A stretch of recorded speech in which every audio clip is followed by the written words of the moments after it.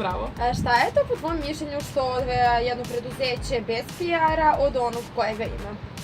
Nedostatak PR tima u jednom preduzeću direktno može uticati na imidž samog preduzeća. Danas je gotovo nezamislivo da neko preduzeće, neki poslodavac ili kompanija neka veća nemaju osobu ili tim koji se bavi PR-om. Zbog toga mislim da je vrlo bitno da svako od njih ima osobu koja će da se bavi takvim aktivnostima s obzirom na to da posao PR-a obuhvata više aktivnosti od samog odnosa sa medijima.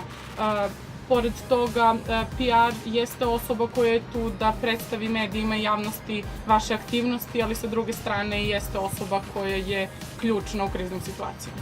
A šta PR menadžer radi u virtualnom preduzeću?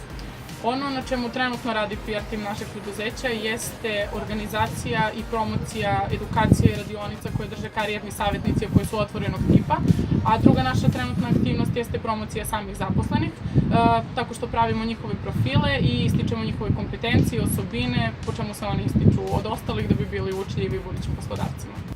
Hvala te što si to lepo objasnila. I treće pitanje za tebe, da li misliš da PR menadžer, odnosno čitav PR tim, mora da radi za dobrobit kompanije na taj način što će manipulisati javnošću ili može neko da uspostavi balans?